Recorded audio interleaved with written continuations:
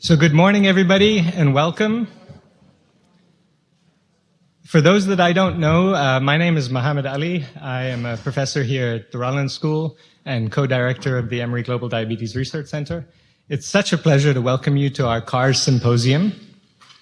And in lieu of their being here, President Fenves and Provost Belamconda send their regrets, but also best wishes for this meeting. I want to start just by sharing a little bit about what this meeting is about, and I think there's probably two words that come to mind. The first is knowledge, and if you think of sort of Emory's mission, and one of its vision statements is the wise heart seeks knowledge, and that as an institution, really the focus and the mission of the institution is to create, preserve, teach, and apply knowledge in the service of humanity.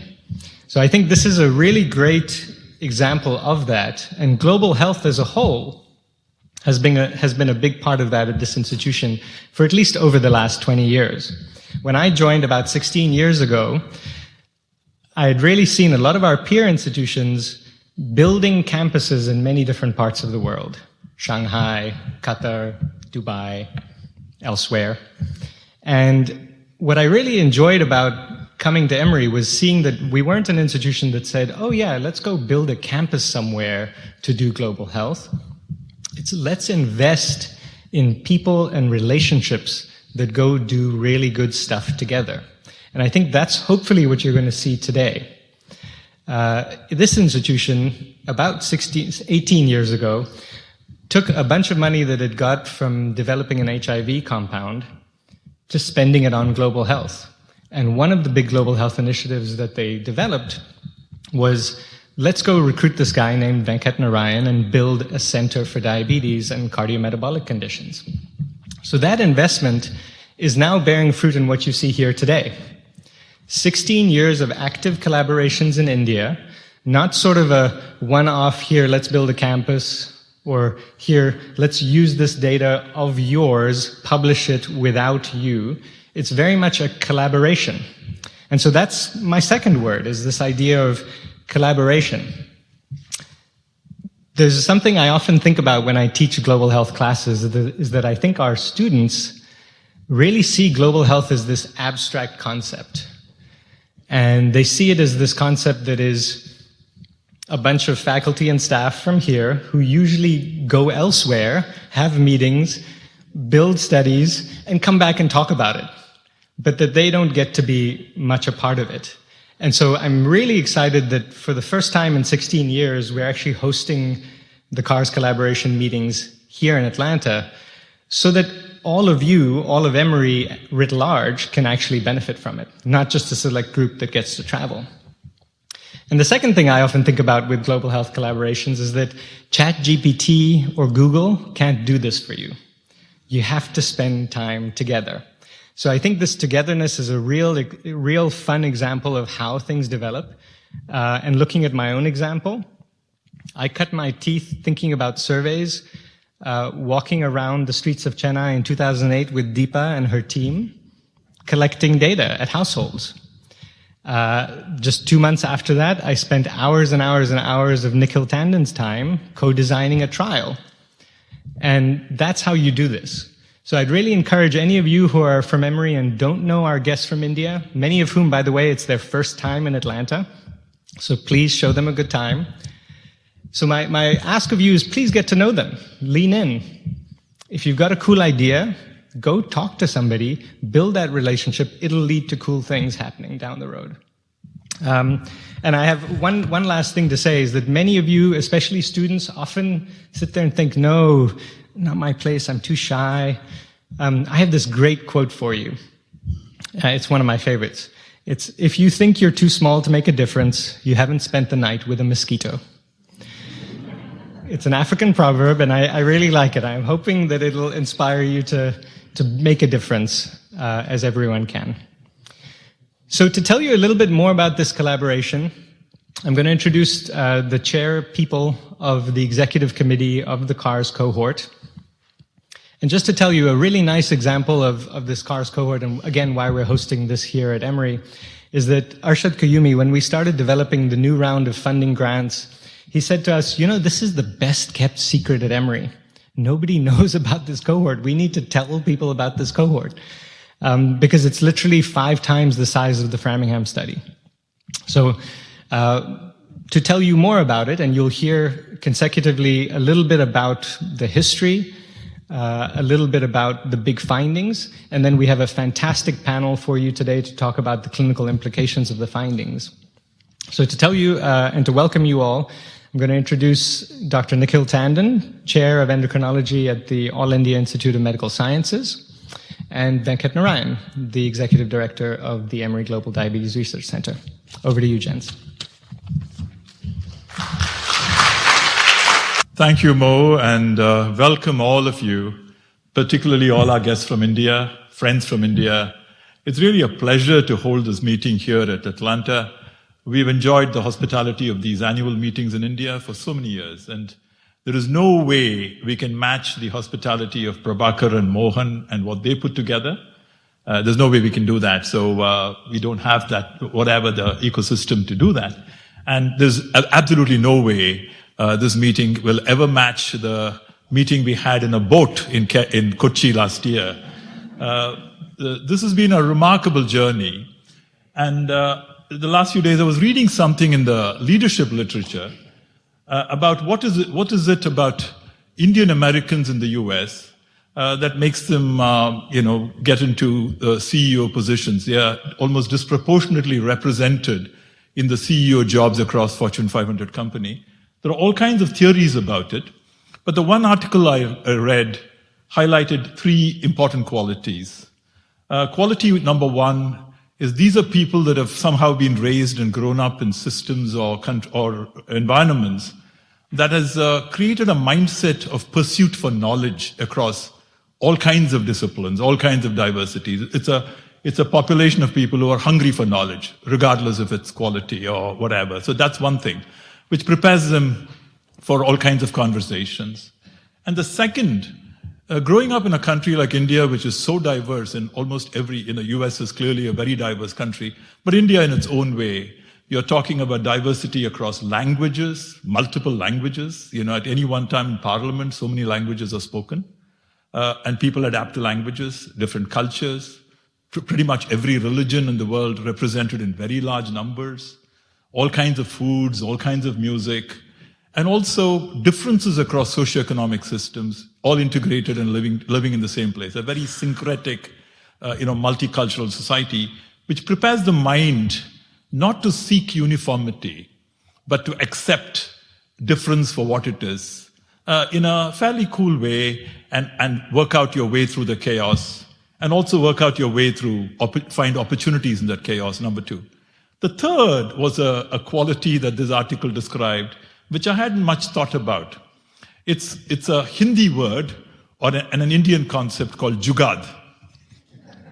And jugad basically means that in situations of very limited resources, almost close to poverty-like resources, how you can utilize whatever resources are available to innovatively come up with solutions with some long-term in mind and some big ideas in mind, okay? And how do you capitalize small resources and make big things happen?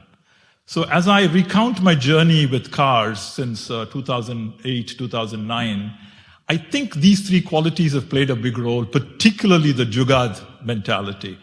When we first got funded by the national NIH, NHLBI, our initial funding was to cover 3 areas: a trial called the CARRS Translational Trial, capacity building, training investigators and infrastructure for research and laboratories. And the third was this cohort. The cohort per se was in 3 sites, Chennai in South India, Delhi in North India, and Karachi in Pakistan. We had 3 sites.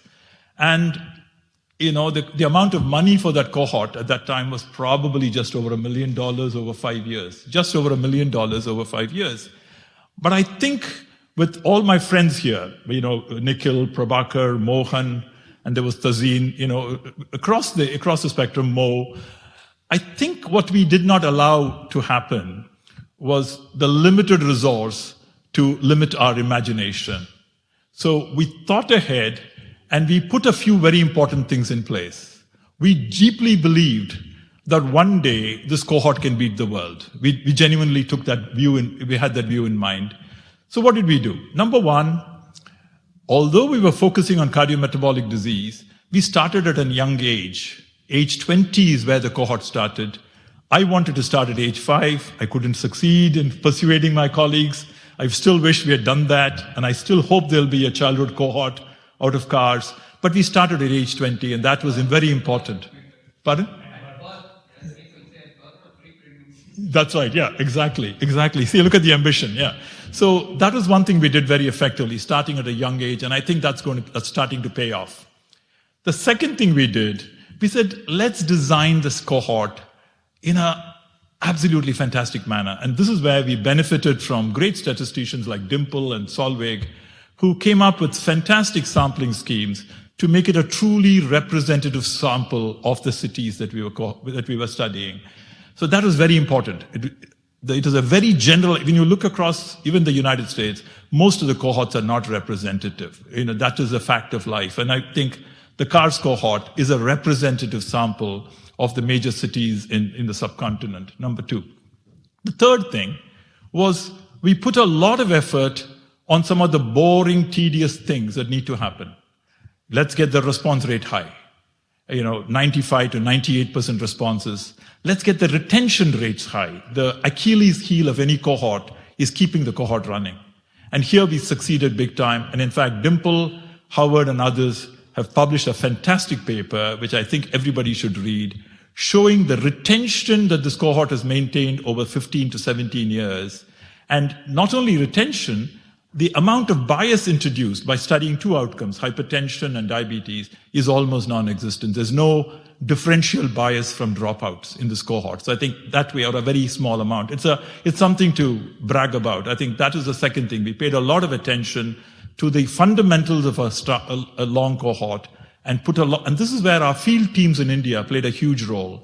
And we had great experts like Pungatai, Ajay, now Rani, etc., who pay a lot of attention to the nitty-gritty of relationship with the participants and keeping the cohort running. The fourth thing we did very well was we said we don't have money to do all these fancy measurements. Let's just do the basic measurements, but let's store away samples. Store away DNA, store away plasma, serum, hair, whatever, saliva, let's store it away. And that's paid off big time. So the repository we created over the years paid off big time. And the final thing, we had the resilience to withstand downturns in funding. The cohort was initially funded for 5 years. It got extended by a year. We had to stretch the available resources. We were without funding for 3-4 years in the middle. And our partners in India, Mohan, Prabhakar, Nikhil, cobbled whatever was possible for them. And at this end, at Emory, we did whatever was possible. We kept the maintenance running without losing, enthusiasm. And I was reading a quote from Winston Churchill.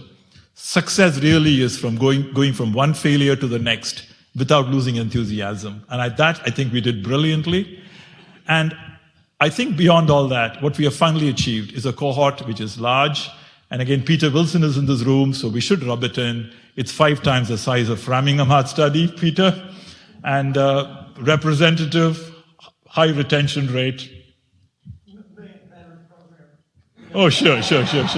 But that's the health systems cohort. That's the health systems cohort. Okay, right, okay.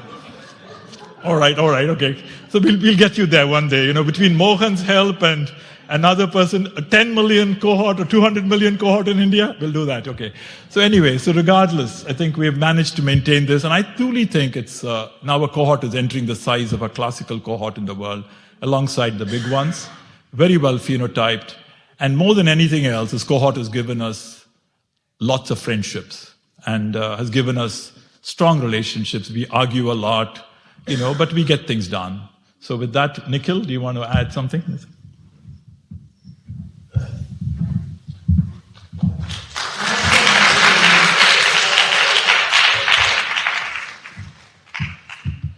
Morning. It's a pleasure to welcome you along with Venkat. Not just because I co-chair the executive committee with him, we are more sparring partners than co-chairs. Not because I was one of the founding investigators for the cohort, but because I have some sort of interest in chronic disease epidemiology, and the very fact that this cohort has had a sustained growth for 15 years is a cause for celebration. And I think we're here to celebrate that more than anything else today. For us in India, especially, I'm sure similar at Emory, the CARRS program is not a project, it's been a mission.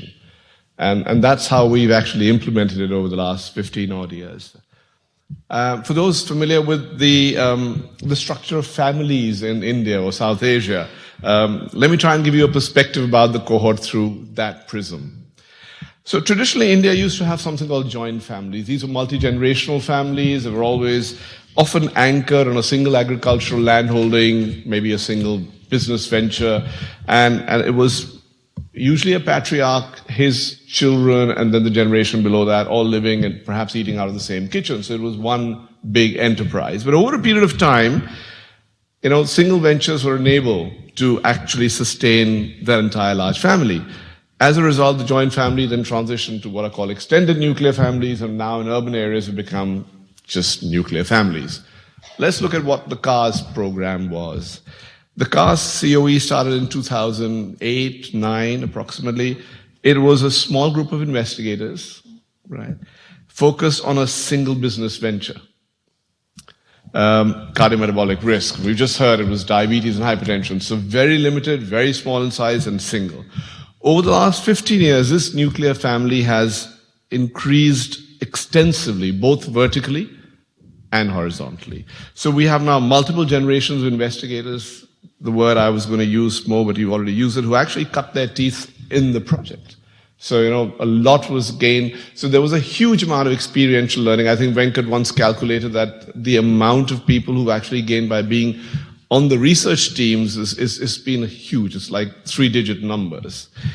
We've broadened our collaborative group. So we had 3 institutions in India to start with. We're near approaching double digits at this point in time.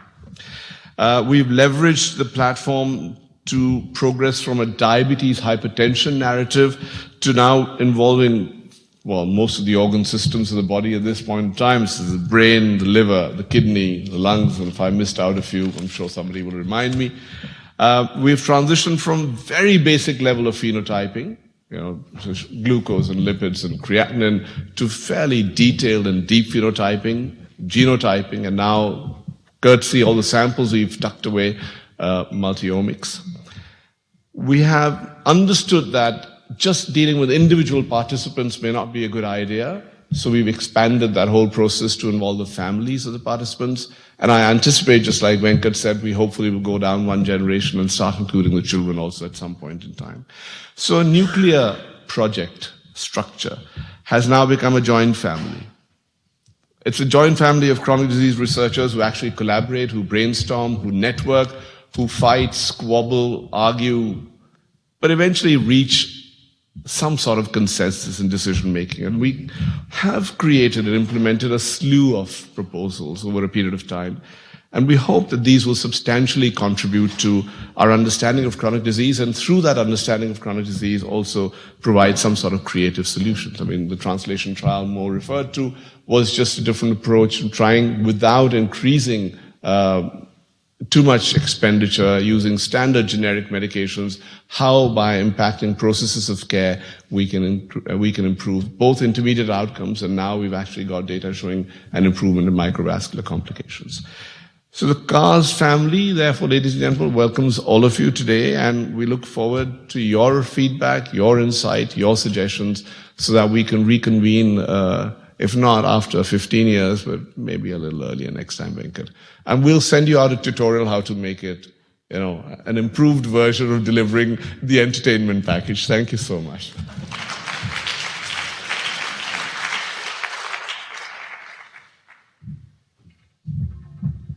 Nice. Well, I'm guessing most of you are now really interested in the meat of the symposium. And so to tell you a little bit about the specific history of the cohort, I'd like to welcome Dr. Prabhakaran, who is Executive Director of the Center for Chronic Disease Control in India and Vice President of the Public Health Foundation of India.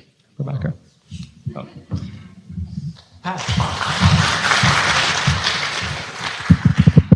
Thank you, Mo, and thank you, Emory, for asking me to give this overview of CARRS history. So, but before that, I think we should have a small story of how Venkat and I met. Forget Dr. Mohan and Nikhil, they are the most stable people. They keep us going. But we are at the extreme end of the polar opposites. So we are the yin and yang of CARRS. So when you look at a word cloud, write a word cloud for Venkat, what will come up? Disruption, chaos, entropy, quantum physics, argumentative Indian. So you get all of that. He's a package. And imagine for the last 15 years I've handled him. And that shows the success of CARRS. Actually speaking, we met in Bangalore. He calls me up one day and says that, there's this call called Ovations and we should apply. Dr. Reddy gave me your name. We had never met. And then I said, how do we meet? Can we meet in person? I said, I'm going to Bangalore. And I was in Bangalore to make truce between two couples who were in the verge of divorcing. And so I meet him. The couple divorced, but we got married. And so that's how it began. I think when we applied, we were placed number 1 or number 2. I'm not very sure, but I think probably number 1. And then NIH came on board and they said they want to do this, support this. Indeed, we didn't start out as a cohort. The aim was to establish a model surveillance system for cardiovascular disease amongst Indians. And in the process, in the first cross-sections of the survey, we did it in a very meticulous manner so that it was representative of the populations of Delhi, Chennai, and Karachi. We used a multi-stage cluster random sampling. It's a very complex sampling technique thanks to Dimple and others. And we started doing the study way back in 2009. So let me get to the slides. So if we have to recap the journey, we recruited close to 22,000 people aged more than 20 years, and we invited them to participate in this study. More than 19,000 people of these 22,000 gave us biospecimens. And this was last year, I think currently we must be at 200,000 person years of follow-up with a biorepository of more than 600,000 samples now. We have had more than 100 abstracts, 50 peer-reviewed papers, and 80 junior investigators have been part of this journey, and they have embedded their research and have gone on to develop PhD. Some of them have been postdocs and made lifelong friendships with a lot of their mentors. In terms of policy impact, it generated evidence for policy to improve health. And I think in the next year or two, we will have at least 4 new things that are coming up. Number 1, Venkat likes to talk about new thinking about diabetes. We are thinking that it's likely that we would get a new biomarker for lipids for South Asians, a new India risk score, and some of the social determinants such as air pollution and others, and exposomes and their relationship to cardiovascular. At least 4 new major ideas will come out of this cohort. It contributed to large pooled studies of health in low and middle income countries. It engaged in a variety of stakeholders, both in the community and policy spheres, and informed prevention and disease management. We actually moved the needle from illness to wellness. We are looking at, the CARRS is looking at how to keep the population resilient, how to prevent them from acquiring the disease.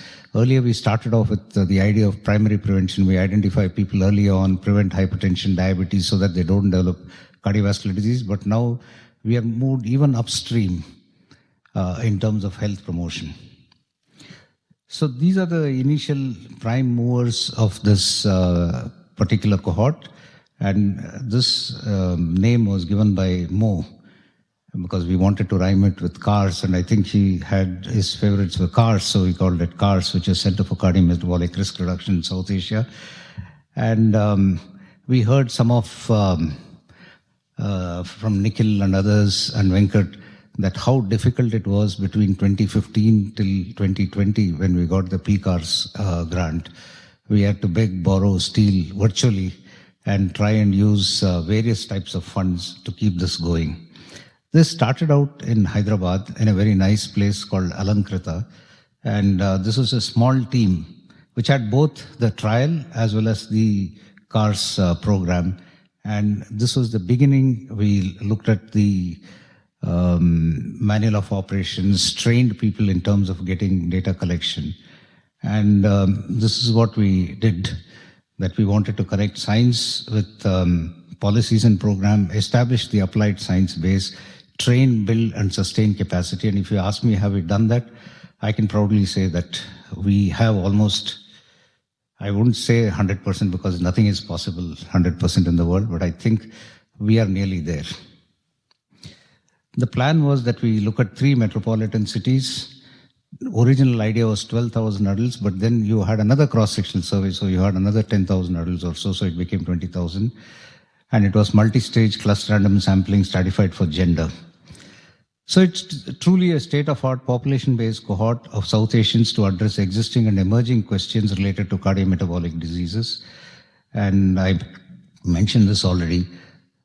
From the 3 or 4 groups, it has expanded enormously to have a truly international collaboration.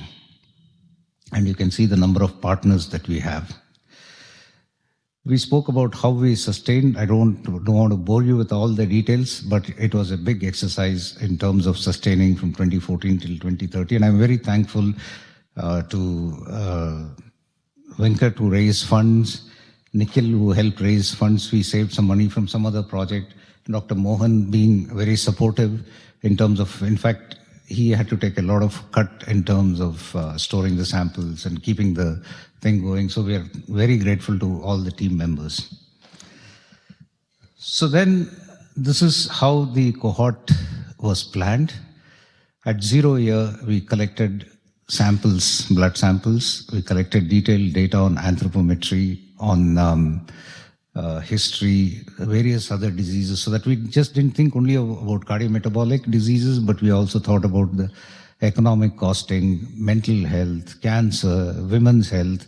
So there are a lot of questions that are there which you can embed and do research. And then every other year, we obtain data on hospital admissions and mortality, whether they were alive or not, and we did adjudication. We conducted verbal autopsies to identify the cause of death. So this has been going on. We are at the 8th year of follow-up. This is the first cohort. As I said, original plan was a surveillance program, so you had to have a second cross-sectional survey, and that we did in 2016, and we are at the 3rd follow-up now. So this is just a summary of the data collection that we are doing, and we have at least 3 samples per individual in nearly 70% of the population. And currently, we are looking at early markers of atherosclerosis and subclinical markers of atherosclerosis. So we're doing subclinical and phenotyping in 14,000 patients. We're looking at integrated multi-omics. All of these details will be presented a little later. And our fearless leader, Shivani Verishi, she's looking at wearable, behavioral, and CVD risk monitoring. So this is the summary of the CARRS program.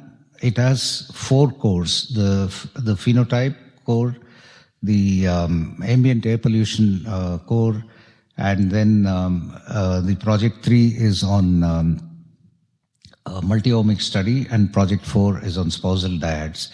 And to bring together all of these to enmesh the various programs, we have various groups which are looking at how to keep the quality of the phenotype going, which is the phenotype core, how to administratively, seamlessly integrate the whole study. The administrative and field core does that. And then there's enormous amount of data. Howard, Dimple, Jan, and others are looking at the data management core. So, and it's keeping on expanding. So we have the steering committee, we have the phenotype typing core, the administrative core, the data management core, and the 4 projects that I mentioned. Now we are adding a 5th component to it, which is CARRS Brain, and it's at the threshold of getting funded. There are some glitches, we'll sort that out. There are several grants under review, which includes CARRS, lung, liver, the coronary artery calcium, not exactly coronary artery calcium, we're looking at coronary CT coronary angiography, and CARRS kidney. So I'll stop here, and again I will go back to Venkat. When he made the first presentation, he came up with this slide, which said, don't imagine what a snowflake can do. A snowflake can combine and become an avalanche and destroy. So I said I had to balance that out. And I said what Margaret Mead, the American anthropologist, said, don't imagine what a group of enthusiastic human beings can do. They can change the world. Indeed, that's what we have done. Thank you.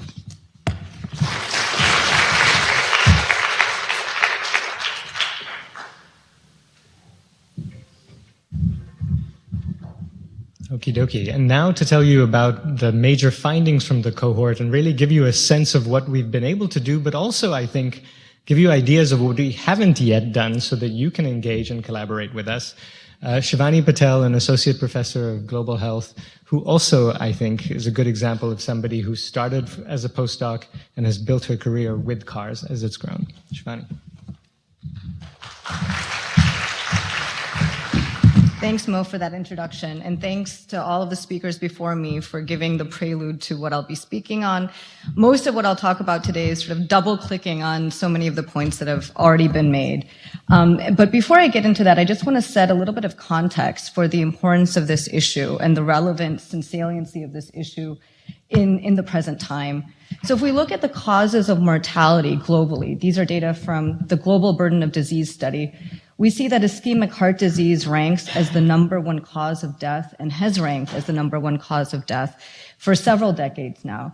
But if you look at the causes of death that are changing in rank, you'll see that diabetes is among the fastest growing, or in terms of rank, fastest increasing causes of death globally. You'll see that its toll on mortality with respect to ranking was only demoted because of the COVID pandemic. And even in the COVID pandemic, we heard a lot about how diabetes and glycemic status in general was extremely important for COVID-related mortality. So this is just to say that globally, diabetes is a rising cause of death, and ischemic heart disease and cardiovascular causes are critical causes of death. Now, if we look at changes to contributors to the global burden of disease, now the difference between the past slide and this slide is focused on risk factors for morbidity measured as disability-adjusted life years. When we look at the contribution to disability-adjusted life years, you'll note that high fasting glucose and high body mass index are the only two leading risk factors that are increasing in terms of their contribution to morbidity. The other leading risk factors for morbidity, low birth weight, high systolic blood pressure, and and smoking, are all decreasing in terms of their contribution. I think these data are also noteworthy for another reason. We see in the literature today, we say that high systolic blood pressure is the leading risk factor for morbidity globally. And it still remains the leading risk factor. But the fact is we've made tremendous progress over the past 20 years. And I think that's also extremely relevant when we're thinking about what is happening with cardiometabolic disease. It's possible to make progress. I think there's also a story of optimism in these data. It's possible to make progress once we come around an issue. So the last thing I want to note is disruptions to life expectancy. We hear about disruptions to life expectancy in the United States, that the progress on life expectancy has been stalling in past years and that's even declining in some regions. And if you look at this, COVID-19 and other pandemic-related mortality was, of course, as expected, the single biggest disruptor to life expectancy gains, but diabetes and kidney diseases ranked second. So this is to say that this is not just an important global health issue, it is also an extremely a very timely issue. And so I think that motivates the importance of the issues we've gathered to talk about today. And then, of course, why South Asians? So these are some older data in diabetes in South Asians. And by South Asians, for those of you not familiar with the term, I'm referring to people generally originating from the subcontinent of South Asia. That includes countries of Pakistan, India, Nepal, Bangladesh, Sri Lanka. And these data were published around the time, or rather compiled around the time of the genesis of the CARRS cohort. And if we were to rerun the numbers right now, they would look very similar. So you see that across very diverse settings, South Asian migrants had much higher prevalence of diabetes as compared to the majority ethnic group. So this has been an area of interest for researchers, not just South Asian researchers, also researchers who are not ethnically connected to the subcontinent, because it presents a question for why is this going on? Is it about context? Is it about genetics? Is it about some sort of interaction between the two? And if we were to show data on myocardial infarction, we might see a very similar picture as well. So these are some of the data that motivated the genesis of the CARRS cohort, and I think the data that motivate the salience today.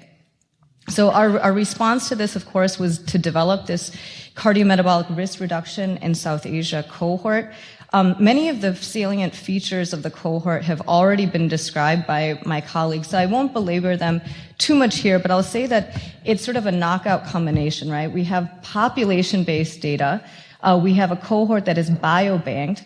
So sometimes you have population-based data, as we do with so many national surveys, but we don't have a biorepository of samples. It's longitudinal, and I think that's another major strength of the fact that this is a cohort and not a cross-sectional survey. And we have taken a very multi-level and multi-dimensional approach to understanding cardiometabolic diseases. We've examined pathophysiological pathways, traditional risk factors, socioeconomic status and health behaviors, as well as the built and environmental context. So this covers, in a nutshell, some of the breadth and depth that this cohort offers. And in the remaining slides, I'm going to do my best to give you a couple of the highlights and that sort of lay the foundation for where we're headed in the current precision CARRS era. Before I get there, let me just acknowledge that this is teamwork. These are not my papers. By no means are these my papers. These are the papers of many of the people sitting in this room, and also so many hundreds of people that are not sitting in this room. I don't have the time, or I didn't have the space also to put all of their pictures and all of their names. So I won't be calling them out, but just please note that this has been an incredible collaborative effort. So let me start with the traditional risk factors and what we know about them. So we think about the big five risk factors for non-communicable diseases that link across not just cardiovascular disease and diabetes, but also cancer and other health outcomes. Tobacco use, high body mass index, high cholesterol, high blood pressure, high glucose, and diabetes. So tobacco use. In India is an interesting place, I would say actually all over South Asia. We're not just dealing with cigarette smoking. We also have smokeless forms of tobacco. And tobacco use is extremely high. Lifetime tobacco use in men is nearing 50%, and in women in Chennai is over 1 in 3 women. If we look at current tobacco use, I was referring to in men, current tobacco use is extremely high. In women, we see tobacco use is much lower. But if we look at, and I don't show these data here, if we look at the US population, these numbers, especially for men, are much, much higher than current tobacco use in the US. So the way that we have made progress on especially cardiovascular disease across the world is by reducing tobacco use and tobacco consumption through taxation and other policies. We haven't been able to realize that in India just yet. Here's some data on obesity prevalence. You see that there are several ways of thinking about obesity prevalence that we consider in this cohort and in other, especially global settings. We think about central adiposity, that's measured through waist circumference. We think about general obesity, which is the classic body mass index measure that we use in the United States. And then when we think about body mass index, we can think about 2 different sets of cutoffs. The international cutoffs are the ones that we use here as well, 30 or higher, and they're ethnic-specific cutoffs that have been recommended by WHO. The data here, the figures here show both the international and ethnic-specific cutoffs. And if we look at the international cutoffs, we're looking at obesity prevalence in the overall population that is nearing 15%. And if you look at the ethnic-specific cutoffs, which are designed to be more indicative of morbidity per unit of BMI, we see that nearly 50%, or actually over 50% of the cohort can be classified as obese. And notice I'm using a lot of prevalence language, and that's going to be in contrast to where we get to the incidence data. So hypertension prevalence in this population is also very high. 1 in 3 people in CARRS at baseline had hypertension, and this is after age standardization. About half or more of the population with hypertension is lacking treatment, which is significant. And in the hypertension work, we have gone on to also look at incidence. And incidence of hypertension, so that is new cases of hypertension, were 82.6 per thousand. So I was trying to look up how high or low is this relative to other groups. You know, one of the things is that hypertension data at a population level are just lacking. The incidence data are lacking even in this country. So they are much higher than hypertension incidence numbers presented in Italy, I found, and a few other settings. But just want to say that it's a remarkable infrastructure that we have, that we can look at population-based incidence of common chronic conditions such as hypertension. Dyslipidemia, these numbers are also shocking, I think, even to those of us working in this area. So we found that this is a cohort, remember, of age 20 and older. 60% of this cohort at baseline had some form of dyslipidemia. And here's the other shocking component. Only 2% of these adults were on a lipid-lowering drug. So again, astounding numbers and astounding treatment gap. And I think Nikhil and Venkat and others have alluded to other studies that we've done in parallel to CARRS. One was the CARRS trial. Then there have been a series of other implementation science initiatives that have tried to tackle this issue of the treatment gap and also the awareness gap, which I'll talk about in a minute. And I also want to, so we have the big 5, but then we're also trying to go deeper than just the big 5. And you heard about the overview of precision CARRS from Prabhakar. But I wanted to share some of these data on apolipoprotein B, or ApoB.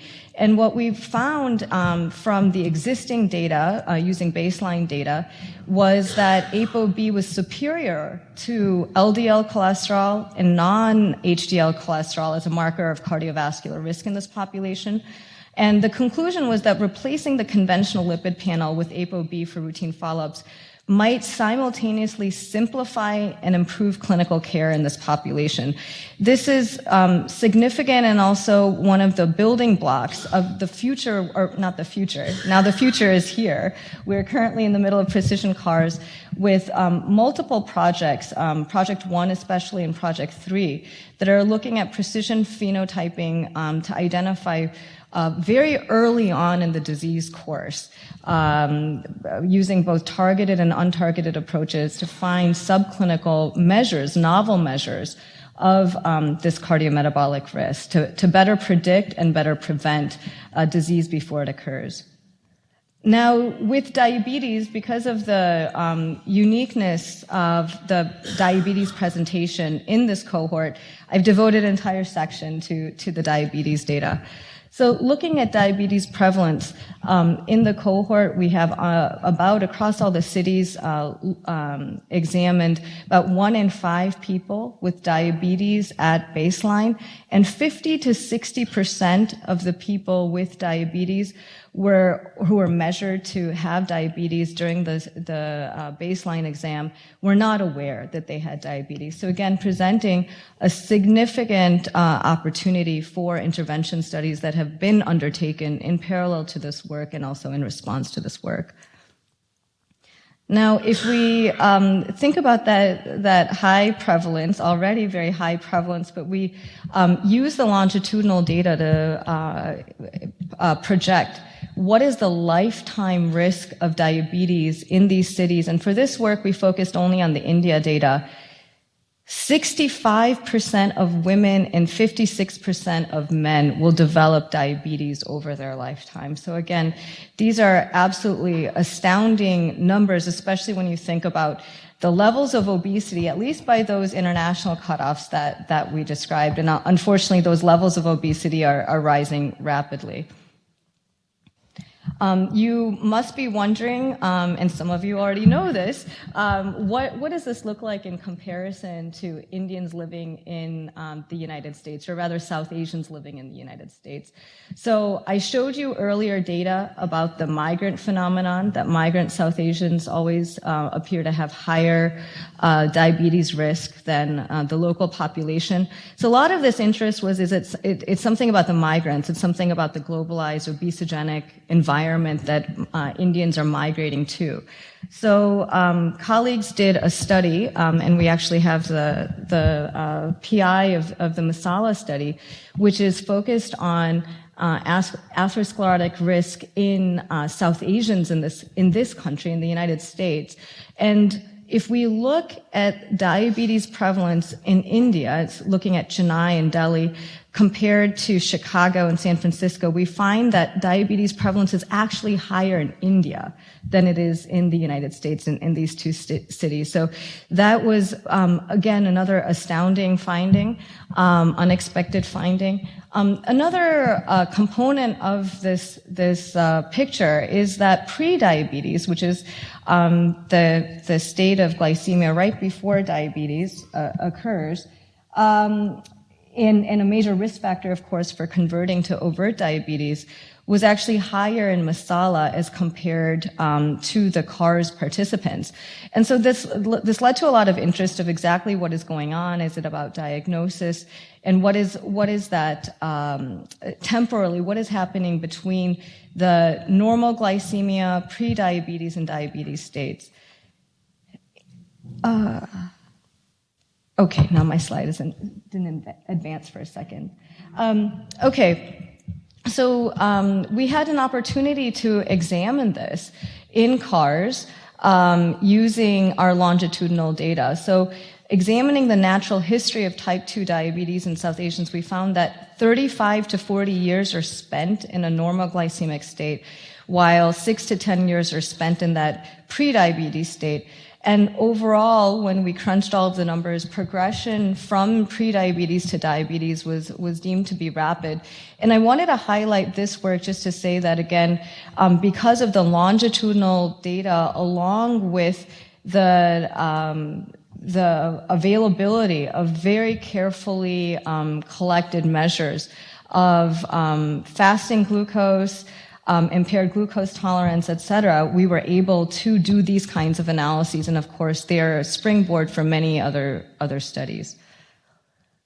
One component of this diabetes puzzle has been to look at diabetes by BMI. So there has been an observation that diabetes is especially high at lower body mass index when we compare across populations. We compare Indians to other populations. And so these data show Asian Indians compared to whites. They show men and women separately.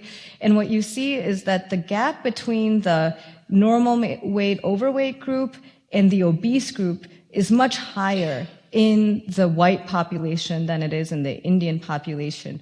And you also see that the Indians have higher rates of, prevalence of diabetes at all levels of weight status, substantially higher levels at all levels of weight status. So these are prevalence data, and we can also go a bit further and think about the incidence data. And so there have been a couple of papers looking at incidence, and actually I wanted to go to this slide, excuse me. Let me just go to this slide. Let me just stick with where I am. South Asians have higher incidence as well, especially the men, higher incidence of diabetes at lower BMIs than the Pima Indians. So this comparison is significant because the South Asians and Pima are sort of emblematic of extremely high risk populations for diabetes, but we're learning through CARRS and other work is that their underlying physiology appears to be substantially different. And what we've learned in these studies was that it was particularly true in the men. And so that is some of the underlying data that feeds into the tale of two phenotypes. So I'm modifying Venkat and Lisa's tale of two Indians to be a little bit more inclusive here. The tale of two phenotypes that are epitomized by the Pima Indians and the Asian Indians. So the prevalence of diabetes in both of these groups is extremely high. 50% of people with diabetes by middle age have diabetes. The obesity profile, though, looks really different, whereas the Pima Indians are very obese, whereas Asian Indians are relatively thinner. Glucose profiles are very different. The Pima Indians have higher mean 2-hour plasma glucose, and the Asian Indians have higher mean fasting plasma glucose. And insulin resistance versus secretion also varies. So the Pima Indians appear to be much more insulin resistant than the Asian Indians, whereas the Asian Indians appear to have lower insulin secretion.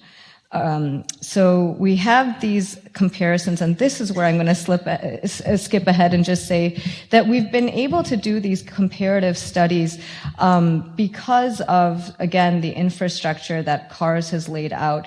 So these were parallel analyses done within CARRS and in the Pima, and essentially they confirm some of the data, or rather some of the prior observations stated in that slide. And I wanted to also share that these comparisons have been done with U.S. Black and white adults. And again, a similar conclusion that insulin sensitivity appears to have a stronger association in the South Asians, and insulin resistance appears to have a stronger association in the other population groups. So it appears that we have a different form of diabetes, and this is being unpacked in diabetes-specific R01. So this is a very exciting. So some of the physiological differences that are underlying the apparently unique phenotypes will be impacted using the CARRS data through an R01. Now, moving on to kidney and liver disease, the importance of metabolic risk factors in kidney and liver disease can't be understated. It is, in fact, it is growing so much that there's actually new terminology coming out for cardiovascular kidney metabolic syndrome, CKM. With liver disease, we're going from NAFLD, non-alcoholic fatty liver disease, to metabolic dysfunction associated steatotic liver disease. I think I got MASLD right. So we've had to change our nomenclature to actually accommodate the growing importance of metabolic disease for these conditions. So chronic kidney disease at baseline in this cohort was 7.5%. And there was a confluence of abnormally high A1C, hypertension, and CKD in this CARRS study, sort of reinforcing the importance of that cardiovascular kidney metabolic syndrome in this cohort. And of the participants of CKD, chronic kidney disease, 86% had either abnormal A1C or hypertension. Now, we've gone on to do many more studies in this area, and one notable investigation is kidney dysfunction markers and the risk for mortality. And what we found was that not only is albuminuria very common, it is associated with, or rather, it accounts for a higher fraction of mortality than EGFR in this population. And so the significance of this is in other settings, our understanding is kidney function is, and sort of insufficient kidney function is a major risk factor for kidney disease and kidney outcomes.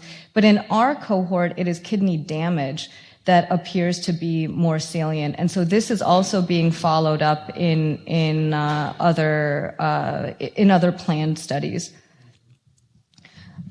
Going on to the liver, this was a study on non-alcoholic fatty liver disease, which is a spectrum of diseases ranging from simple steatosis to NASH to advanced fibrosis and cirrhosis. And again, the numbers are just astoundingly high. I see that many of us in this room are ethnically related to this region, and so I think we need to pay attention to these numbers. So the prevalence of NAFLD based on ultrasound was 67%, but even using the more conservative and specific measure of fibroscans, we found over half of the cohort had indication of NAFLD. So this is extremely concerning. Diabetes, central obesity, and insulin resistance were significantly associated with NAFLD in this sub-study that was done. So from here, I'm going to move to talking a bit about the socioeconomic and lifestyle factors that lead to some of these outcomes that I've mentioned so far. So one very important finding of CARRS that reiterates what we're seeing in other population-level data is that these diseases are no longer concentrated just in the poor.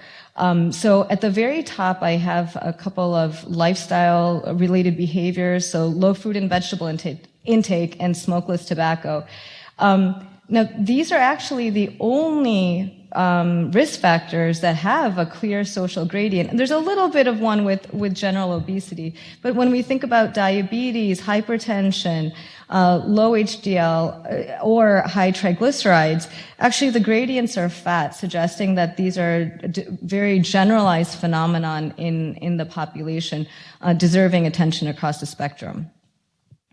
Examining dietary patterns and prevalent disease, we find that high dietary diversity appears to be protective against cardiometabolic risk factors when looked in the cross-section. But we have these diet data, and these diet data are being used in conjunction with the multi-omics that are currently underway and will be examined in several of the prospective studies. And I think that's where a lot of the scientific yield is yet to be had. With respect to physical activity, it is perhaps not surprising, but still disturbing that 76% of the cohort was classified as sedentary as at baseline. And in the interest of time, actually, I'm just going to keep on moving and won't get into the data.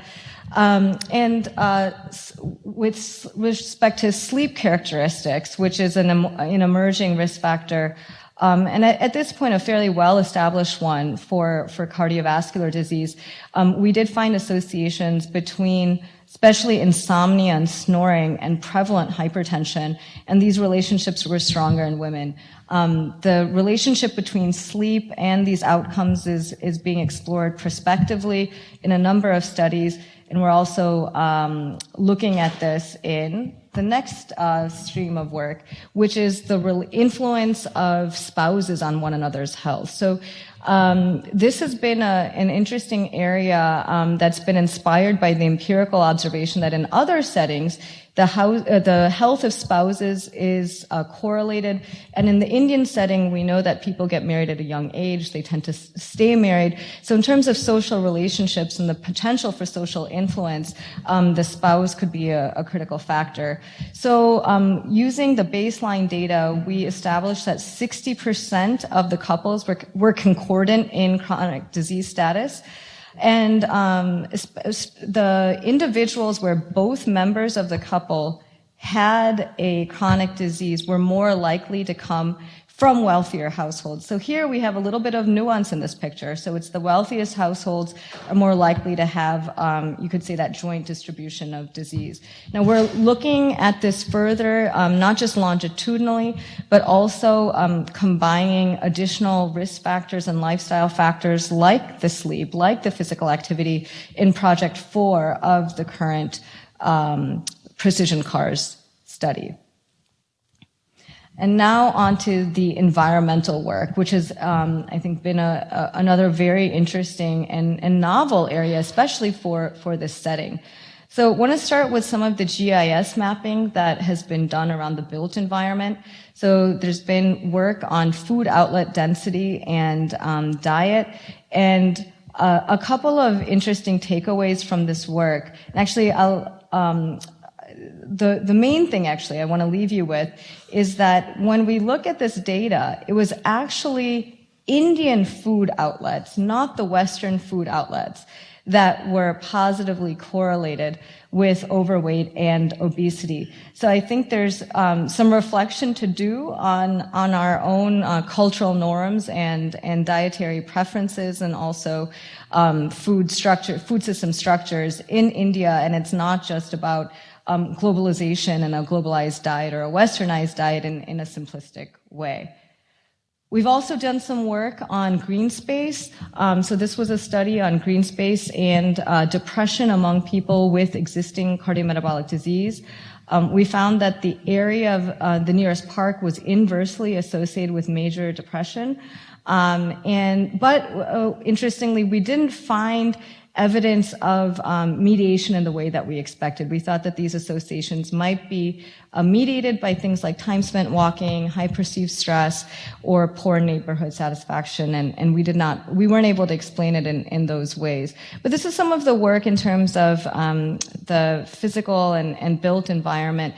And then there has been a very large stream of work that Prabhakar's already alluded to on ambient air pollution and cardiometabolic health. As we're all aware from either lived experience or reading the newspaper, India has experienced, you could say, not just rising levels of air pollution, but also more and more disruptions to daily life and health due to air pollution, especially in Delhi. So this is work on that use meticulously characterized data. So using a hybrid model to estimate PM2.5 exposure in a 1 by 1 kilometer granularity across, actually they've done it for all of India, but they've done this for CARRS participants. And what they found was that per interquartile range of monthly exposure to PM2.5, there was nearly a 2 millimeter mercury higher systolic blood pressure level, and that these risks remained with lags of 1 year, 1.5 years, and 2 years. And associations were most pronounced in those with central adiposity. So again, very disconcerting data, but also data providing a lot of opportunity for public health intervention and also advocacy. So this PM2.5 data has been leveraged to also look at diabetes, and we find similarly that there were increases in fasting plasma glucose associated with rising exposure to PM2.5, also increases in HbA1c, and also increases in risk of type 2 diabetes. And finally, there's a paper on PM2.5 in lipid levels. And here, actually, I just highlighted the mean annual exposure to PM2.5, and you can see this over twofold difference between Delhi and Chennai, and also just astronomically high levels of exposure. So this was just a potpourri of some of the areas of work that we've already been engaged in that serve as a springboard for the science that we're doing now in precision CARRS, where we are doing our best to transform the current cardiovascular disease risk prediction algorithms for personalized and precise disease prediction and early stage detection to promote cardiovascular health. And we invite you to join us on this journey. I think I want to go back to where Mo started us on the symposium, and we were completely uncoordinated in our remarks. But the whole idea of having the symposium in Atlanta is our hope that you all can connect with one another and sort of grow this ecosystem of CARRS researchers, investigators that are working across a spectrum of organ systems. We have kidney and lung projects planned. We have liver that's under review and already funded, or pretty much good as funded, with what we're calling CARRS Brain and CARRS Diabetes. So I thank you for your attention and invite you to also look at our website, carrsprogram.org, which has gathered our survey tools, all of our papers, and other information for anyone who's interested in collaborating. And the final thing on interest in collaborating, if you see any brown person in this room who looks a little jet-lagged, they're probably a CARRS collaborator. So please, I think we're moving on to a quick break. And so in that break, please do connect with our colleagues who've traveled here from India. Thank you.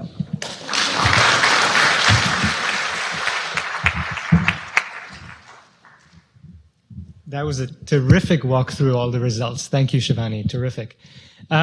So you've already heard from a couple of the lead investigators.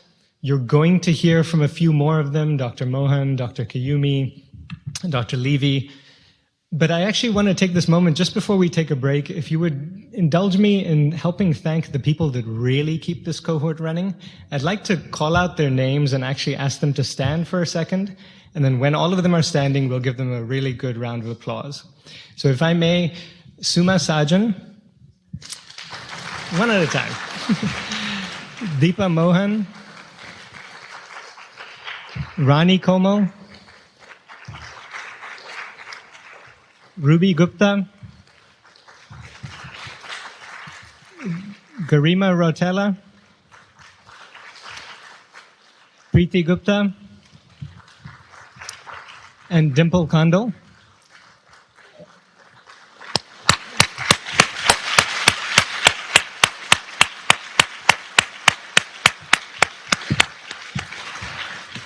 And last but not least, Sailesh Mohan.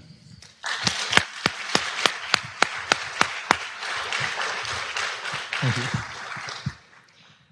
So it's this group of people and many people that they manage that actually keeps this cohort running. So enormous thanks to all of you. It is time for a break and hopefully time for all of you to collaborate and chat. We will be back at 10:45 sharp, where we'll have a terrific panel for you. Thanks so much. All right, everybody, we'll get going with this next session, which I think you will really enjoy. It's all around thinking about the implications of the CARRS cohort, and we've got a fantastic panel, which will be moderated by Dean Sandra Wang, who's the new Dean of the School of Medicine and Chief Academic Officer of Emory Healthcare. She is a surgical oncologist by training and has come to us from Dartmouth, and we're really delighted that you accepted our invitation to moderate. Thanks so much. Thank you, Mo. Well, I want to welcome all of our guests to Atlanta and to Emory. And I'm so honored to be a part of this wonderful symposium. I will say, just looking at the program and everything that we've learned already today, and it's still early in the morning of day one, I think this promises to be an outstanding panel. So let me introduce our luminaries for the panel today. We'll start right here to my left. This is Alan Levy, the Goizeta Foundation Professor of Alzheimer's Disease Research. He's an internationally recognized neurologist and neuroscientist and the director of our Alzheimer's Disease Research Center. Thank you for joining us today. Thank you for having me. Great to be here. And we'll just keep going down the line. We have Dr. Vishwanathan Mohan, who is the chairman of Dr. Mohan's Diabetes Specialty Center and Madras Diabetes Research Foundation. He is a leading and highly acclaimed and award-winning diabetes researcher. Welcome. Thank you. Thank you for having me. And next we have Dr. Arshad Kuyumi, the Bruce Logue Professor of Cardiovascular Research and Director of Emory's Clinical Cardiovascular Research Institute. He is a true force in biomarkers and precision cardiovascular research. Thank you for joining us. And we have Dr. Alka Kanaya, who is a professor of medicine, epidemiology, and biostatistics at UCSF. She is a leader in the study of Asian American cardiometabolic health and winner of the 2023 American Diabetes Association Kelly West Award. Welcome and thank you for joining us. Thank you. Nice to be here. So to start, I'm going to ask all of our panelists to comment briefly on the clinical implications of the CARRS cohort. And then we'll just start here with Dr. Levy. And in addition to that, if you might comment what is unique about the CARRS Brain Initiative and how and where do we see the work in closing gaps of our understanding of our neurocognitive disorders. Well, thank you. Boy, where do I start? I can't answer that briefly, but I'll do my best. The implications of PCARS and PCARS Brain for cognitive disorders in late life is really remarkable. Diabetes is a major risk factor for cognitive impairment. There have been links to dementia, Alzheimer's disease, and stroke, and all sorts of things that happen in the brain and aging. And we really conceptualize major diseases like Alzheimer's disease now as life course diseases, and that's sort of a new concept. All these, major findings we heard about beautifully this morning, as I listen to those, I think, wow, all of those things are active research questions to understand what happens in the brain in Alzheimer's disease. Social determinants of health, glucose levels, using ApoB as a genetic risk factor for Alzheimer's disease, all sorts of things. And I think about the clinical implications, which is really the most important. India is now the world's most populous country, I believe.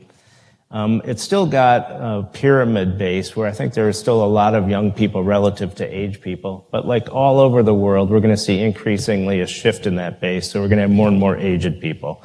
And that's a problem when you get to late life diseases of the brain.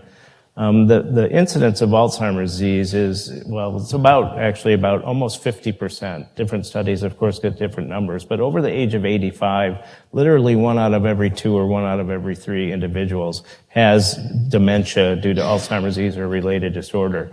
We have a huge gap in the lack of diversity in understanding that. We have a huge gap in really understanding the epidemiology of a disease like Alzheimer's disease and related disorders in India, right? And so this has been a really active time in understanding blood-based biomarkers, brain-based biomarkers, new ways to do cognitive testing. And so the implication for India is we want to be able to develop tools to identify people at risk and in the early stages of these diseases because we're in a new era of disease-modifying treatments. People deserve to be treated. India is going to be hit among the worst places in the world with the tsunami of people affected by late brain disorders. So we have an opportunity to understand it and then identify people to really begin to think about early identification and intervention to help people all over the world. Thank you.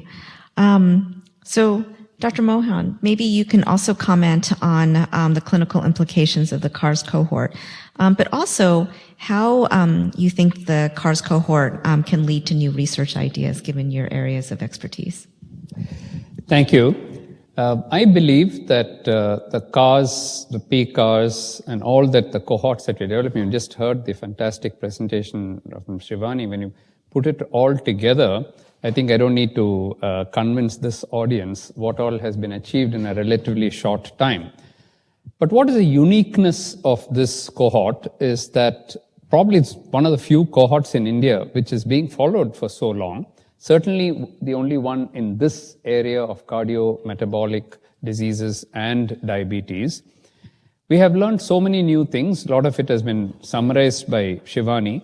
Understanding the South Asian phenotype. We have known for years, 20, 30 years or more, that not only South Asians have very high rates of diabetes, but they're also higher than the local population and also compared to other Asian ethnicities. So why is that so? What is the uniqueness of that phenotype? Can we describe it better? We heard about the two different phenotypes, the tale of the two Indians kind of thing, Pima Indians and South Asian, very, very different. We seem to have this insulin secretory defect. We still don't know why it is so, whether it's genetically modified or it's environment, and if so, or it's epigenetic. In the new projects which we are taking up now, we have an opportunity to study all that. And studying the South Asian phenotype, we believe will be useful not just for South Asians, but in other economies which are in a stage of development. Africa, for example, is probably a little behind what India was 10 or 15 years ago, is probably where Africa is now. So the lessons learned here can be applied there. But also coming to your question, how can you use this in clinical practice? Now, we now know that, for example, type 2 diabetes is not one disease. There are different phenotypes of that. But we are giving the same treatment to everyone. It's like one size fits all. I often show in my slides a small boy wearing a big coat and saying, is this appropriate? I mean, we don't do that when we dress but when we treat diabetes, we treat everybody with metformin and then we give something else to everyone, and it's like a, one size fits all for everyone, and that's not true at all. But so this is going to be the basis for precision medicine, for personalized medicine. And I don't think any other cohort that I know of in South Asia at least has gone on not just to diabetes and cardiovascular disease, new areas like pollution causing diabetes, incident diabetes, hypertension. We would never have thought of such a thing. We'd only thought of obesity or diabetes or high-carb diet or something, but newer angles which were never explored coming in. And then as a last thing, now going on to study individual organs and new diseases. The association with Alzheimer's, for example, is going to be completely new. Studying markers of Alzheimer's and other dementias, and the MRIs and the early imaging studies in a population level has never been done outside probably the US or some other developed country. So these are all going to be absolutely fascinating. And now going into the liver, which seems to be the seat of the problem. The insulin resistance seems to come mainly from the liver fat. So detailed studies on that, the lung, the kidney, and now of course we have the genotyping project of diabetes. The next few years are going to be absolutely exciting, cutting edge, and I think we'll be able to teach the world many things. And I think that's what the CARRS cohort, and that's what we are all so excited about. And I think the best is yet to come. Thank you. Well, that's terrific. I love that, and I do agree. The best is yet to come.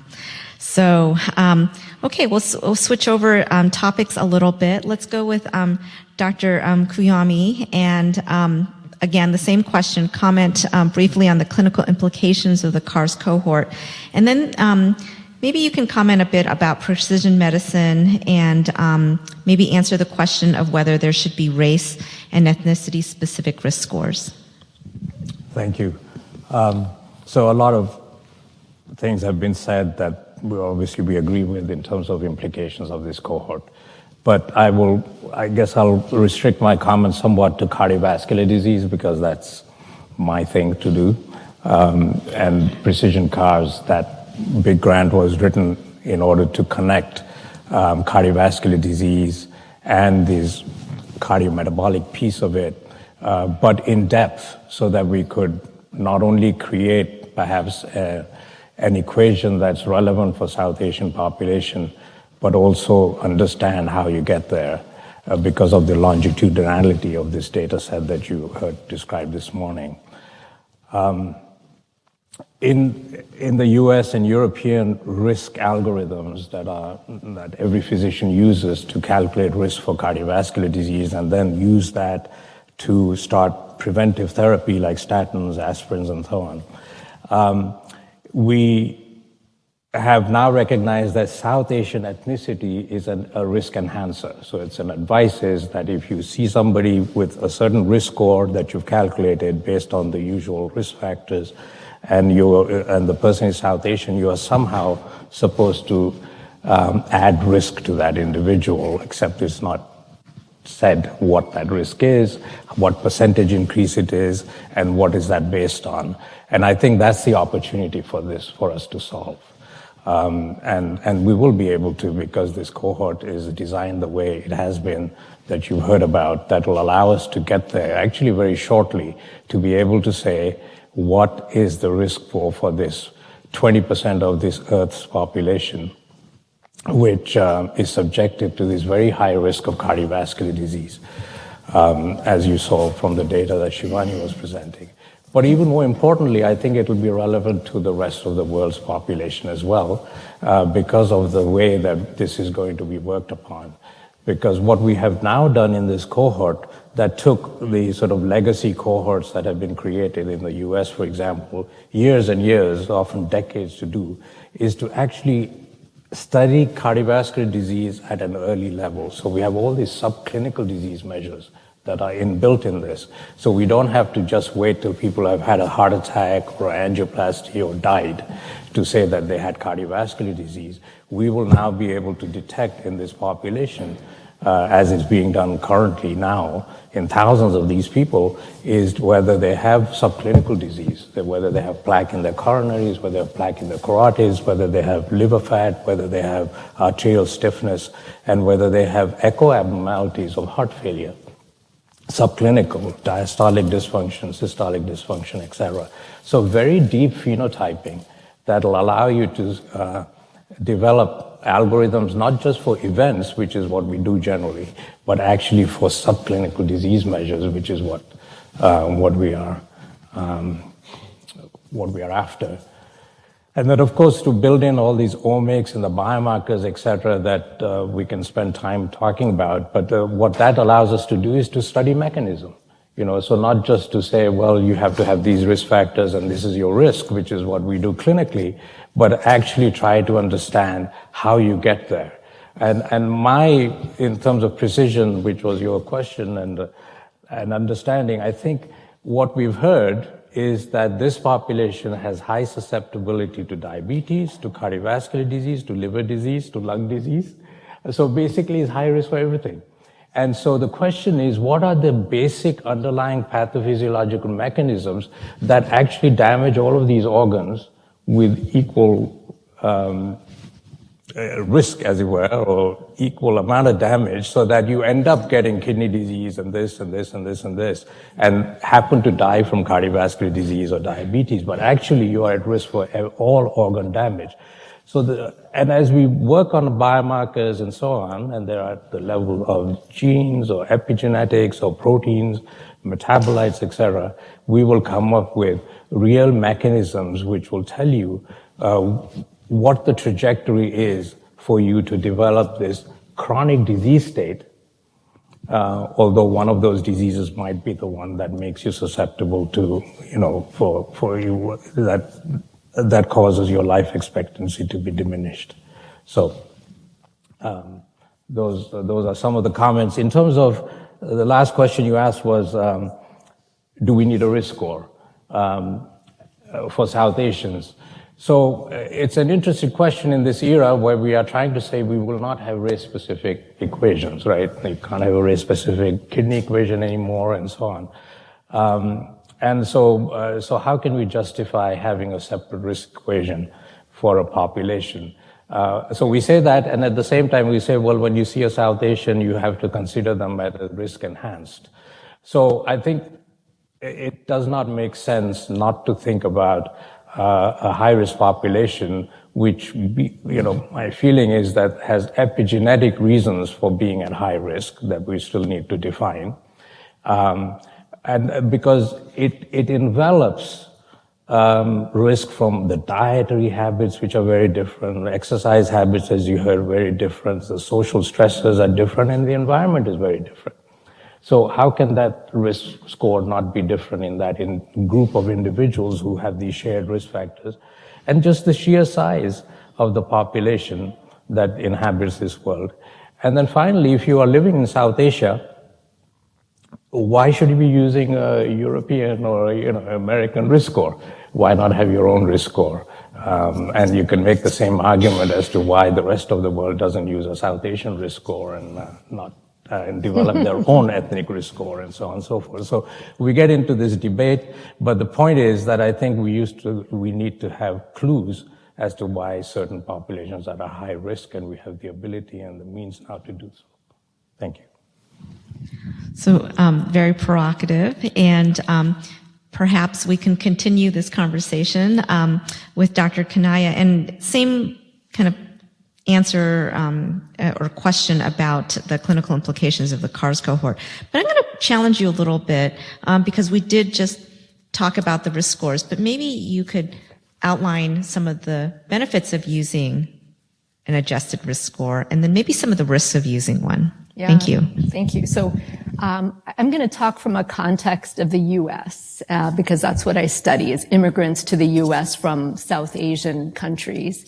And I think, having data from CARRS is so absolutely essential because 25% of the, world's population is South Asian, and we have not had longitudinal data on South Asians anywhere until, starting 2010. So for us, thinking in terms of a U.S. context, all of the risk equations, are have been built in European white populations. There's some risk equations in African Americans. So when I think about, ethnicity adjusted equations, I think of who was represented in those models that were made? They weren't using any South Asian data, any East Asian data, any African data, any South American. There are so many people left behind. So how do those risk equations work for those populations? They actually work terribly. And so that just tells me that scientifically there's a justification for having representation and models built within those ethnic groups. And that makes sense. Not only for, risk prediction, but also for understanding the etiology, the biology, the social determinants of why there's risk. But when I think about the cons to, race-based or ethnicity-based equations, I think there's many cons as well. And that's something that we have to balance, right? And the cons is when I think about the fastest growing racial group in the United States, it's the mixed race group. So my kids who were born in the U.S., I'm an immigrant to the U.S., but I expect very much so my kids will not be marrying Indians in the U.S. They will marry whoever, crosses their path, if they marry. And so,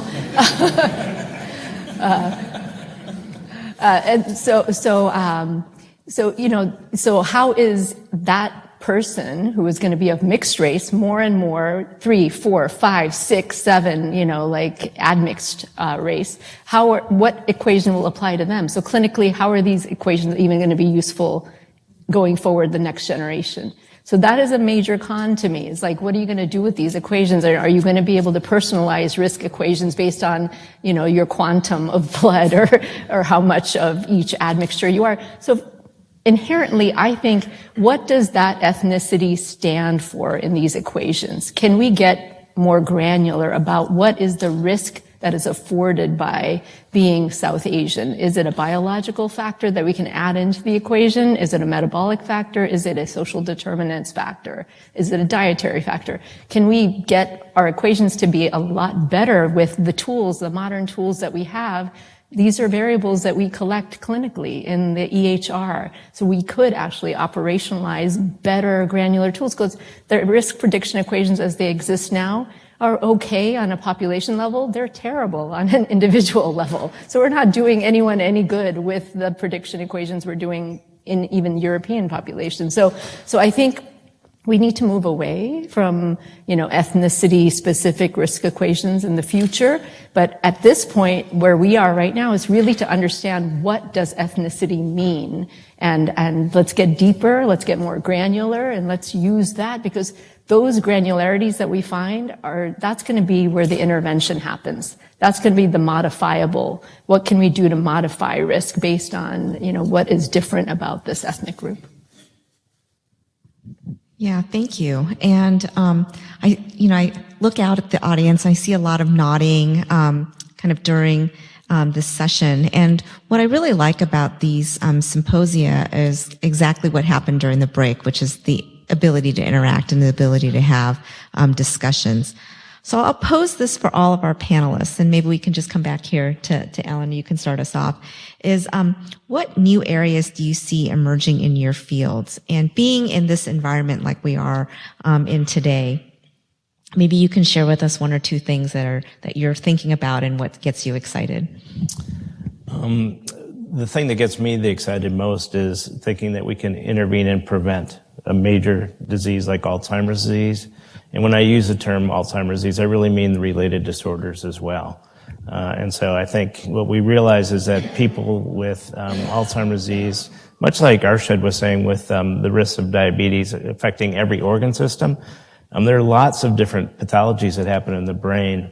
And it's just been, the Lancet Commission did a report that up to 45% of Alzheimer's disease might be preventable through modifiable risk factors that we were just, talking about.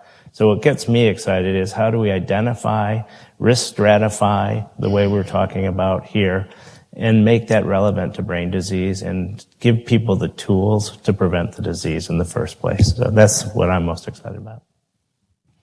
That's really exciting. All right, Dr. Mohan. In my field? Okay. I think we are in a very exciting area as far as diabetes is concerned, because 5 or 10 years ago, nobody would have even talked about reversing diabetes and normalizing it. Getting it under control was the top agenda. Today, we know that there are subtypes of type 2 diabetes, which can be not just controlled, but reversed. So that means you're normalizing somebody's glucose values and all the metabolic parameters. We are understanding the link between obesity and diabetes much better.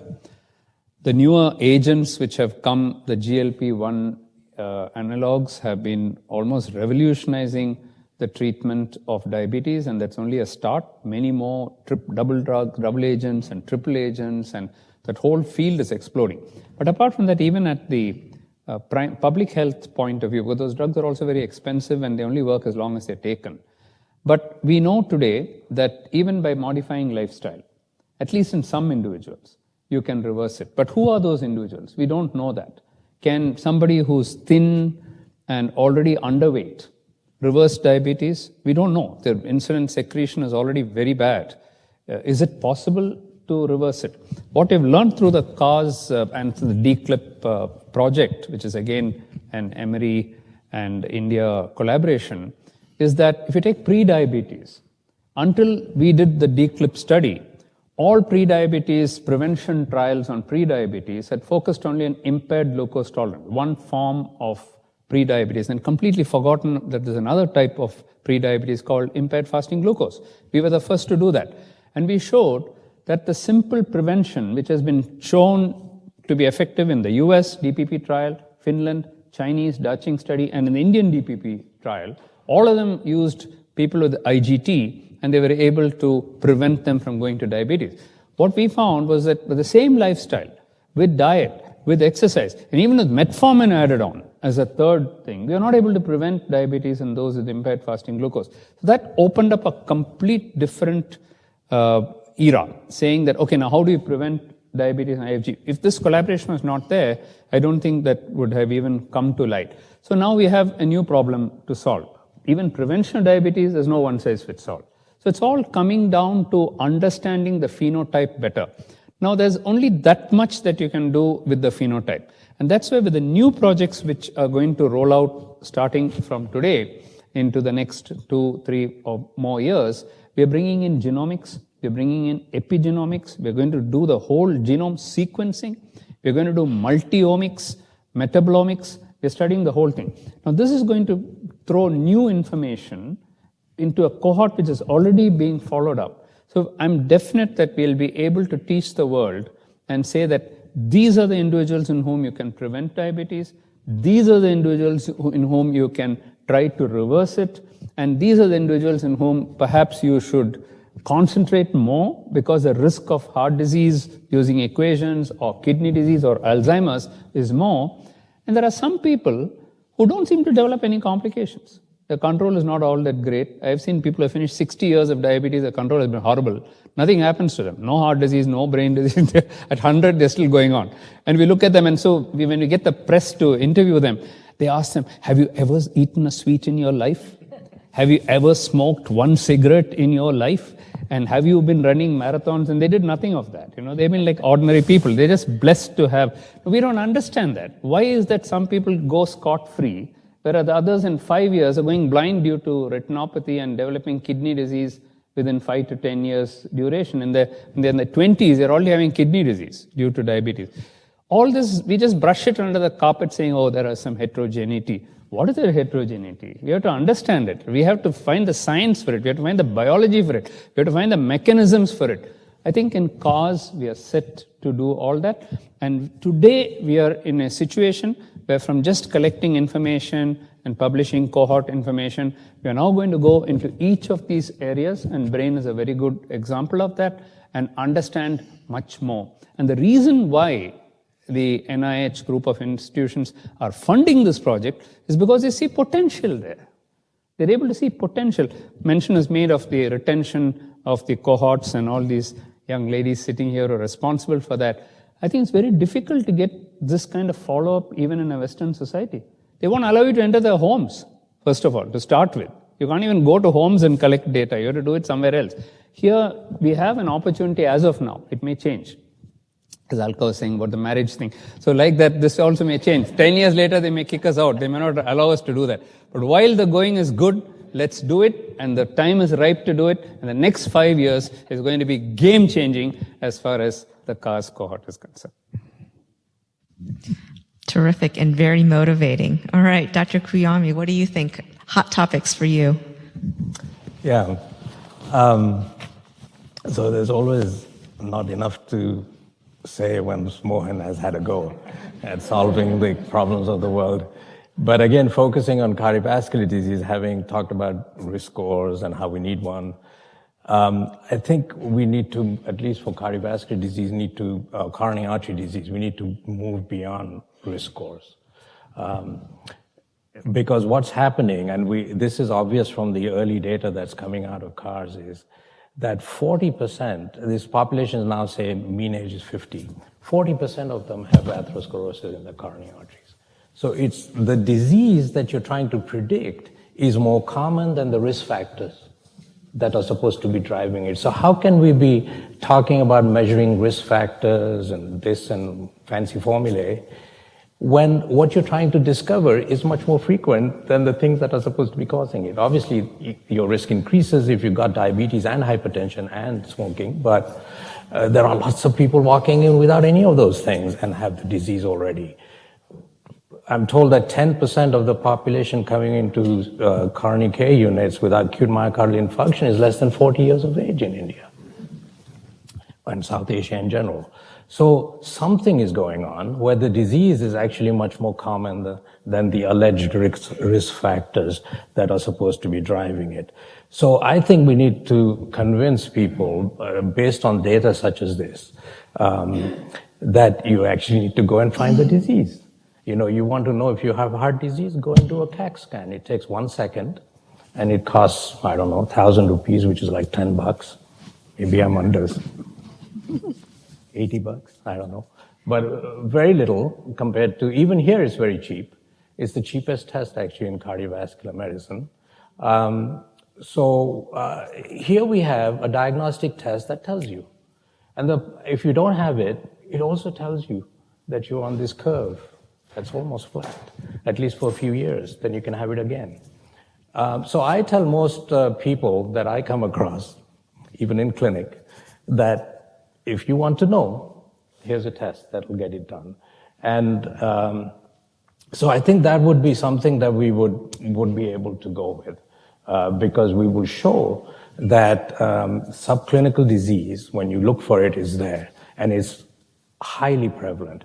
What's more, we've submitted another grant, as you heard, to look at actual atherosclerosis using CT angiography, which is the next level of testing.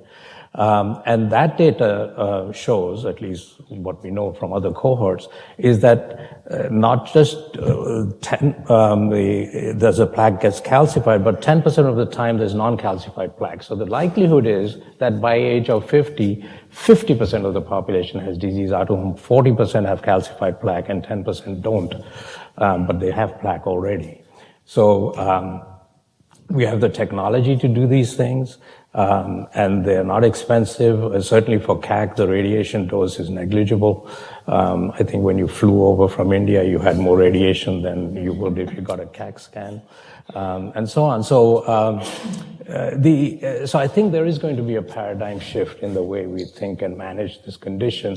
But it does require, systematic change, and the way we have been taught and the way we practice, we're stuck in our algorithms that we have developed in clinic. We still, most physicians, if you go to a cardiology clinic and say, do I have heart disease, they'll put you on a treadmill and look for blockages and then start working on those. Yet we show that in any of our algorithms, that's the least predictive of what happens in the future. But our healthcare system is built on that strategy. I hate to say that in front of the dean of the medical school. Okay, that gives us a lot to think about. Dr. Kanaya, what do you think? Yeah, so I think I'm the only generalist up here. We have a cardiologist, a diabetologist, a brain health person, and an oncologist, right? So I'm a general internist and a primary care doctor. So I see patients from the age of 18 to my oldest is 104 right now. And so for me, when I think of new opportunities, hot topics, where we're going, it's both extremes in age. So primordial prevention, yes, you should go to the pre-pregnancy. Where's Nikhil? But I don't, I take care of pre-pregnant women for sure. But I think starting earlier and earlier age, so a second generation study, a third generation study, that's what we're pursuing now in Masala is looking at, how do risk factors change the effect of acculturation and intermarriage on future generations here in the U.S. And then the other extreme is the oldest old. What can we learn from those who are actually aging healthfully? What can we learn from those who are not? Where's the role of muscle and sarcopenia and physical function? We really don't have much data at all in South Asians about this. And so we are actually hoping to get that grant funded, we find out next month, to really go deeper into understanding the muscle and physical activity and physical function and the myokines and all of the biological pathways that may be involved and how they associate with the brain and with the heart and other. So looking at those two, I think, are opportunities for CARRS to move into, these extremes of ages as well. Great. What a diversity of answers here. And one theme that I'm hearing across all of this is just how much data we have available and how much data we still need. So maybe one of our panelists, all of you, if you care to, maybe you can comment on potentially the role of AI, all told, machine learning, big data strategies, in how we might tackle some of the problems you've brought up. I'll be happy to start. I'm sure everybody has a different perspective, but we are only at the beginning of collecting large amounts of data. I think about the peak CARRS brain, for example. We're getting the first cognitive data, which is just helpful for very fundamental, assessment of brain health. We're doing only a few biomarkers in blood with the emergence of new blood tests for Alzheimer's disease. We now have the capacity to measure 10 to 12,000 proteins, just like we can sequence 20,000 genes or more. And that's the type of big data when you put it together with the new imaging modalities to see what's going on in brain. We'll be imaging the retina in this study as well. We haven't really talked about that. Many of the pathologies in the brain are now apparent in the retina. So to think about non-invasively assessing that.